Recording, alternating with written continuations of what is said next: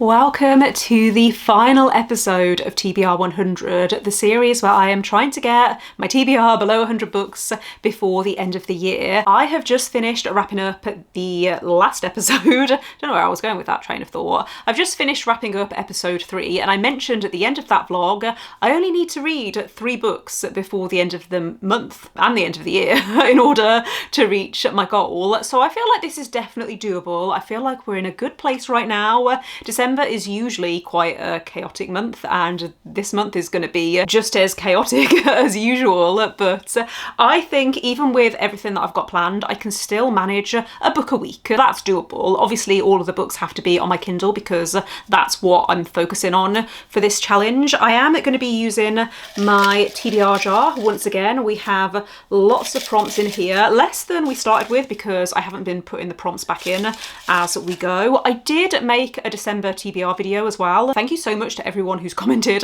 on that video. I made a list of some books that I'm leaning towards right now, and I had so many people hyping up certain books that it's just made me really excited to read. I do have a plan that the last book that I read for this vlog to take me below 100 books. I think it's going to be chosen by one of those comments, so we'll get to that in the end. But for now, I need a prompt. So let's grab this one and see what we have. Okay, a book that has a high rating on Goodreads. I feel like I have quite a few books that are going to work for that, so let me just screen record on my phone so you can see what I'm seeing. I actually need to go through this list and take out the books that I've read for this challenge, but let's sort by average rating. And okay, I'm absolutely not reading The Way of Kings by Brandon Sanderson or Skyward by Brandon Sanderson. A few of these I've already read. The Wall of Storms by Ken Liu is also really long, and that's not a book for right now. Before I Let You Go by Kennedy Ryan, I would actually be open to reading. That's not on my December TBR, but I feel like I could be in the mood for an emotional romance. I have just read a romance book though, actually, and I didn't like it, so maybe that's a bad idea. A couple of these I'm either not in the mood for, or they are the start of long series, which I don't want to do. To Be Taught If Fortunate by Becky Chambers. I'm planning on buddy reading that with my partner over Christmas, otherwise I would have gone for that. Oh, do I go for The Final Strife by Sarah Alarifi? That is also the start of a series, actually. Start a Villain by John Scalzi has a 4.12, which I would consider anything over a 4 as a high average rating on Goodreads, and this one was hyped up so much. I Who Have Never Known Men, actually, by Jacqueline Hartman, that also has a 4.12, and it has even more ratings compared to Start a Villain. Maybe I go for that one actually because I think it's shorter. Yeah, I think I'm going to go for I Who Have Never Known Men by Jacqueline Hartman. All I know about this is I think it's a dystopian. It's about a group of women who are trapped in this underground bunker, and the whole point of the book is that you're trying to work out what's going on. I am so intrigued by this. I've heard amazing things, and I have a prediction that this is going to be 5 stars, purely based on other people that I know who have read it, which is maybe a bit dangerous, but I have high hopes that I'm going to really love this one, and I need that energy for this month.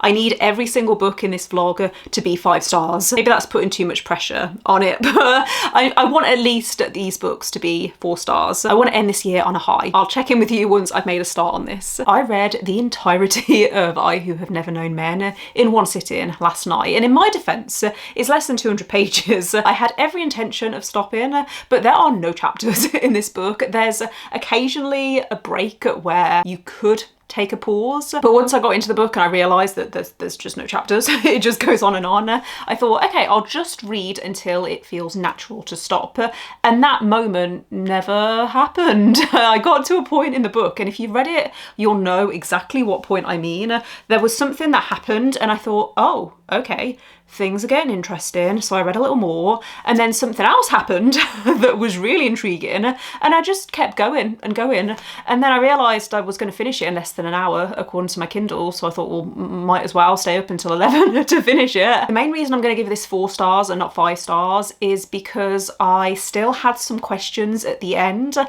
I found it really frustrating. I think if you're someone who needs everything to be wrapped up neatly with a little bow, then avoid this book. There's quite a lot that's ambiguous, and I don't mind it when books do that, when it's expected that you'll come up with your own theories and things like that. That's fine. There were certain elements of this where I quite liked that it was ambiguous. If you don't know, this is about a group of 40 women who are being kept in this bunker underground. They're in a cage and there are guards patrolling outside with whips. The main character that you're following is the youngest out of these women. She is actually more like a teenager and she has no memory before being in this cage.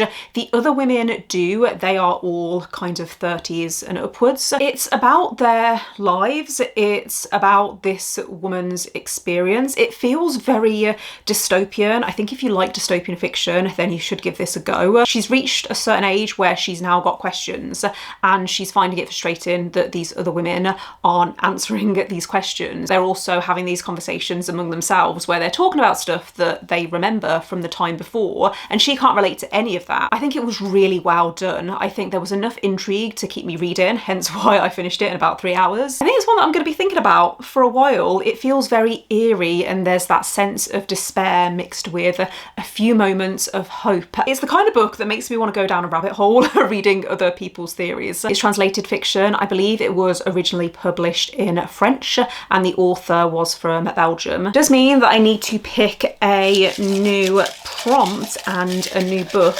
so we're gonna go with this one. And let's see. Oh, that's ironic. Translated fiction. Do I have any more translated fiction books on my TBR? Could I just count this for I Who Have Never Known Men? No, that's cheating. Let's see if I do have any other translated fiction books. I think I know what I'm going to go with. Will Prescribe You a Cat by Siu Ishida. This I did put on my December TBR. This, I believe, is about a treatment centre where when people go there, they are prescribed a cat. That's literally in the title, so that's why I've made that assumption. I am hoping this is going to give me the same feeling that I got from The Travelling Cat Chronicles, which is one of my favourite books of all time, and I'm just in the mood to read about cats right now. I think this is another short one, but I'm going to try and get to the 50% mark and then I'll bring you an update with some thoughts so far. I do have quite a busy weekend. Not today. Today I'm doing absolutely nothing. Telling a lie, I do need to film my 2026 goals because I was going to film that video yesterday and instead, after I filmed the intro to this vlog, I decided to pop into town for some lunch, thinking, oh, I'll just film that video when I get back, and I got caught in the rain, came home and I looked a mess and I couldn't be bothered to get ready again. So I'm going to be filming this afternoon and then tomorrow I'm going into town with my mum. We're gonna see Wicked. I'm so excited. We went to see the first film together, so it's going to be nice to see the second one together as well and get some lovely delicious food at the Christmas market and all of that sort of stuff. I actually booked the day off work yesterday. It's currently Saturday. Don't know why I need to tell you that, but I booked the day off work yesterday specifically to do Christmas admin and also get some content filmed. And I kind of did the second, didn't do much of the first, so I need to get that sorted this weekend.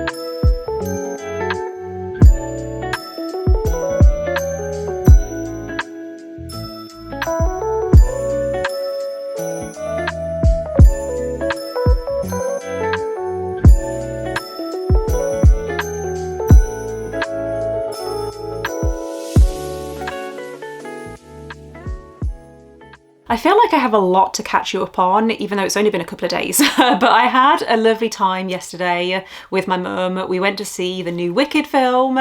She enjoyed it a lot more than I did. I thought it was okay, but I think the theatre show is much stronger in the first half anyway compared to part 2. In my opinion, part 2 only has one really good song, and that song I did enjoy. I got little goosebumps and I felt a little bit emotional. However, the rest of the film, I could hear my mum next to me making these little gasping noises, and there were certain things that were surprising her, whereas because I've seen the theatre show twice, I saw it actually quite recently, a few years ago, and I've read the book, so I'm very familiar with the story. I mean, that was the case with part 1 as well, but whereas in part 1 I was really enjoying the songs, in part 2 there was nothing that was really grabbing me. I found like the pacing was a bit off as well. It felt like we were going from scene to scene to scene. It didn't feel like a fluid story, so it was fine. I will rewatch part 1 over and over again, whereas with part 2 I feel like I've watched it, it was fine, but I don't feel like I want to watch it again. After the movie we went and got food in town because it was the Christmas market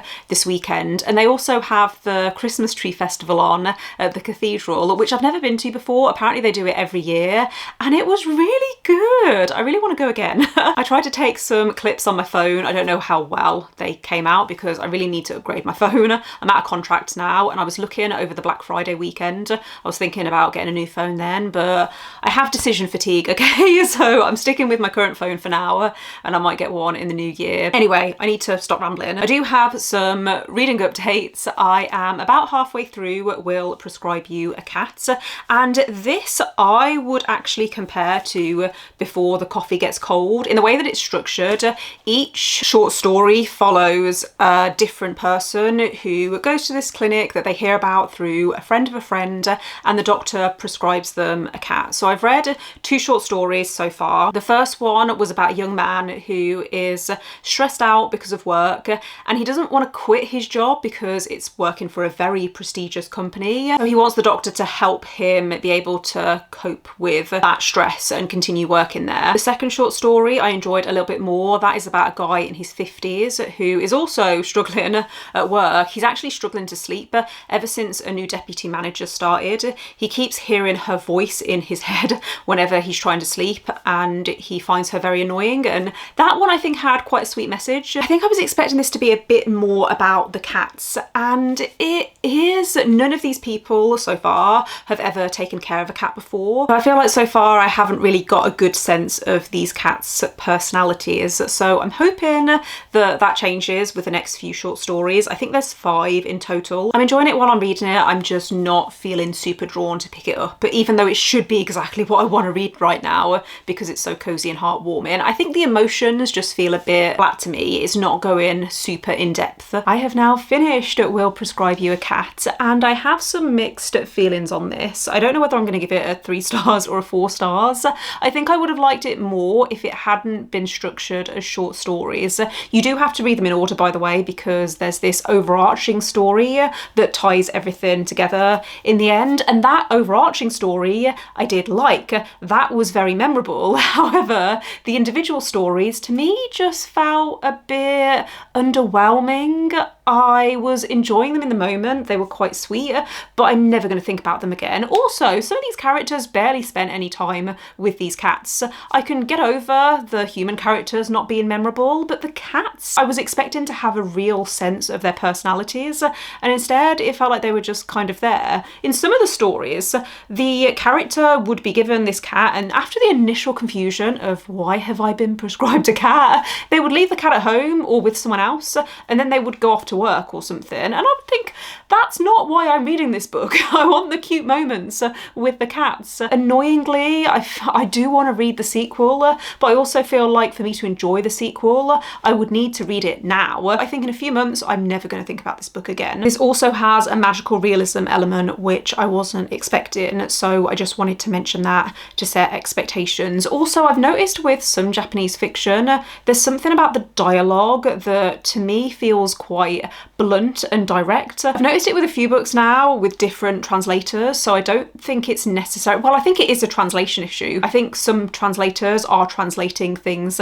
how they are from the original book. I feel like it's a me thing and I just need to get used to it. Also, I think I much prefer full-length novels when they're translated. There's a lot of stories like this. The Tales from the Cafe, or Before the Coffee Gets Cold. I read the second book in that series recently, and again, I don't think I like that style of book. It's not my preference. I would rather spend more time with characters, and obviously you get that more in longer fiction. So we'll call it a 3 stars, or maybe it's a 3.5. But I am going to move on. Well, I've already moved on to what's going to be the final book of this challenge. And I know I said at the beginning of this video that I wanted to use the comments from my December TBR in order to choose my last book, and I have done that. Instead of using a random comment generator, I decided to just put the remaining books into a spinner wheel because there were 4 books. Can I remember them now because I've left my phone in the other room? It was Start a Villain by John Scalzi, Sea of Tranquility by Emily St. John Mandel, Night Watching by Tracy Sierra, and When Women Were Dragons by Kelly Barnhill. For some reason, I always struggle to say that title, but those were the 4 books that I am most excited to read right now from my Kindle TBR. I put them into a spinner wheel last night. As you can see, I did this off camera because I wanted to read a new book last night and I didn't want to be on camera to do this. So we'll put the spinner wheel on the screen and you can see that the winner was Sea of Tranquility by Emily St. John Mandel. Now, I said that I started this last night. I read the first part and I don't really have much to say yet other than this begins in the past in, I think, 1912. We're following a guy who travels from England to Canada and he is quite unmotivated. He's very much drifting along without much direction. He comes from quite a privileged family. I think the book does a really good job of establishing the time period, giving us a little bit of an insight into the main character's mindset, but we're following him as he's traveling across Canada. He ends up in this place where he comes across something that doesn't feel quite right. I don't know how much detail to go into, but there's this moment that as the reader I'm also a little bit confused about. I have kind of an idea of what might have happened. So far I do really like the atmosphere and I know that this is going to move back and forth through different time periods and I'm excited about that. We'll see how we go with this. I feel like even though this is quite a short book, I don't think it's going to be a quick read. Also, I don't think I'm going to be able to finish this before I go away this weekend. It's my birthday next week and I'm going down to London this weekend, so I don't know whether I'm going to take my Kindle with me. I don't know whether I'm going to have much time. I mean, we're getting the train. Anyway, that's enough rambling for this evening. I will check in with you hopefully tomorrow with another update. I have had the busiest day at work and I am so glad that it's over. My out of office is on. I'm ready for the weekend and I don't need to think about work until Monday. My brain is really struggling today, so I'm going to keep this update nice and quick, but I did want to chat to you quickly about Sea of Tranquility. I keep wanting to call this The Sea of Tranquility, but that is not what the book is called. So if I get that wrong, then just know that I'm saying it wrong, okay? But I am over halfway through this. It's a very short book. I actually have a physical copy, but I've left it in the other room. I got it in a blind date with a book a few years ago, so that tells you that I bought it based purely on the synopsis, and that really intrigued me. I had no idea that this was the book that was in the parcel, and yeah, I'm really liking it. I feel like now I'm talking, I don't know how much I can really tell you because I don't want to spoil anything. I'm really enjoying making connections. Every so often a character will say something and I'll think, oh, I think I know what that means. I think I know how that connects to this other thing.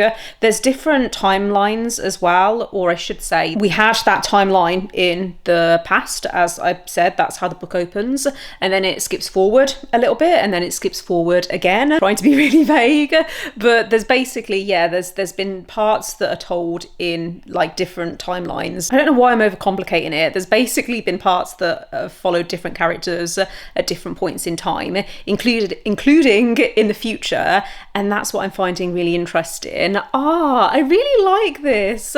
I don't know what else I can tell you because my brain isn't working right now after the day I've had, but I'm gonna try and finish this over the weekend. I don't want to rush it, even though it is quite short, because I am getting 5-star feelings. I have quite a lot to do in terms of planning for London tomorrow. I'm so unorganised. Haven't even started packing yet, so I'm going to do that now and maybe watch some booktube in the background. And then, yeah, I am going to take my camera to London with me. We're going to be going to see Hercules. Have I told you this already? I can't remember, but we're going to a show on Saturday, and we're also going to look around some Christmas markets, do some book shopping, and hopefully it's going to be really fun and festive.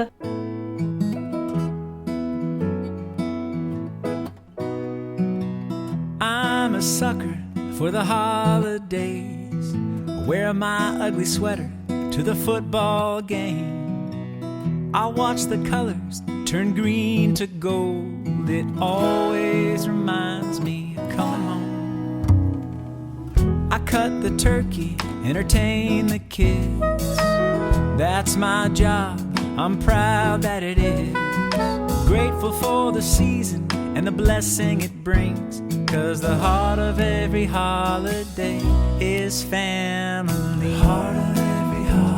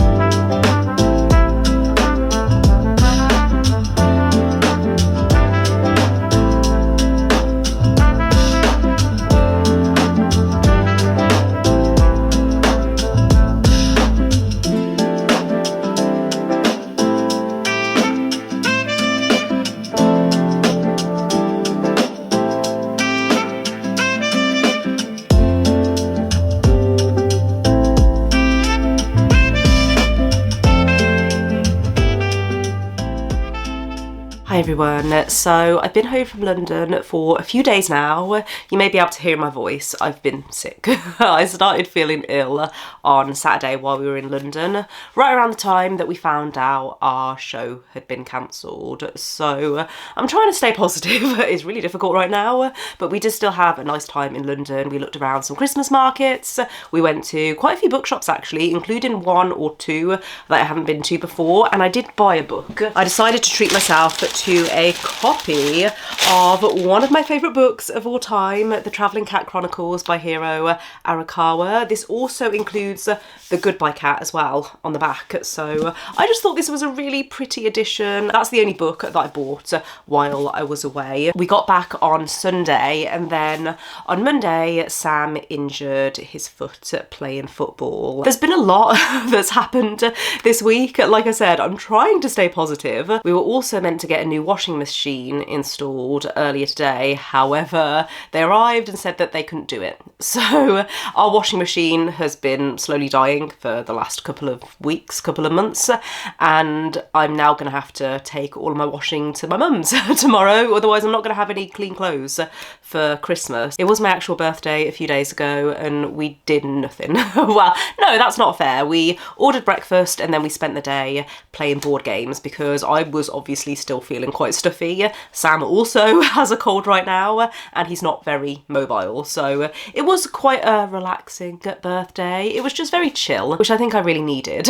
So I'm hoping that this cold goes away by tomorrow or, you know, the weekend. I'm still working next week. I'm working up until Christmas Eve, and yeah, this week has just been very overwhelming, but I do owe you a reading update because I finished Sea of Tranquility. I really liked this. this. At first, I was thinking, do I give it 5 stars? I think I'm leaning more towards a 4. With short fiction, I do find that sometimes authors have to sacrifice a certain element because there's just not the page count. And in this, I felt like something was missing with the characters. Without going too much into it, there's a character that makes a decision, and it's not that that decision didn't make sense, it's just that I didn't feel like I knew the character enough to think, oh yeah, it's completely understandable why they've decided to do that. I felt like I was just having to roll with it. The writing in this is beautiful though, it's very poetic but still very accessible. It's interesting because looking at this front cover, I think this is someone who's kind of submerged in water,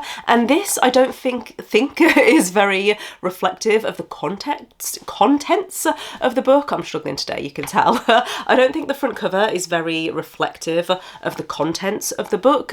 However, that is how I felt when I was reading it. I felt like I was kind of floating in water, and it was, yeah, a really immersive experience. I would definitely read more by Emily St. John Mandel. Apparently, this is part of like a connected universe. There's a few books apparently. I don't know whether saying universe is the right word, but apparently there are characters in this that also appear in certain other Emily St. John Mandel books. And obviously I haven't read those books. This is the first book that I've read by this author. However, I didn't have any issues with following everything. I think if you like sci-fi, then it's worth picking this up because it is very short. It is less than 250 pages, but the writing, you can see it's quite small and there's a lot of wide spacing. I am going to wrap up this vlog here. I know that I don't sound very good. I feel fine. I think I sound worse than I actually feel, but I can feel that my voice is on the edge of breaking. So let's wrap up everything here. This is obviously the end of my TBR 100 project because I officially got my TBR below 100 books. I don't know how well you are going to be able to see that, but I have exactly 99 unread books on my TBR. That doesn't include any books that are owned by my partner because we do share a library, and it doesn't include e-arcs because they come in the form of a document. I really enjoyed filming this series. I'm so glad I decided to do this, and I am determined that this TBR is never going to go above 100 books again. I've been looking earlier, I was looking at books that are currently 99p on Kindle this month, and I was thinking, nope, not gonna happen. I'm gonna mood read for the rest of December because I actually haven't read anything since I got back from London. I think partly because I've just been overwhelmed. I hope everyone has a lovely festive season and a happy new year, and I will probably now see you in the new year. I have a pre-filmed video, my 2026 goals. That video is going live in between Christmas and New Year, and then I'm hoping that next week I'm going to feel well enough to film my best books of the year, and currently I'm planning for that to be the first video that goes live on the 1st of January, but we'll see. I'm not going to put any pressure on myself because I'm not about that when I feel like crap. So thanks for watching. Don't forget to give this video a thumbs up if you enjoyed it. Click subscribe if you would like to see more videos from me, but otherwise I will see you next time. Bye.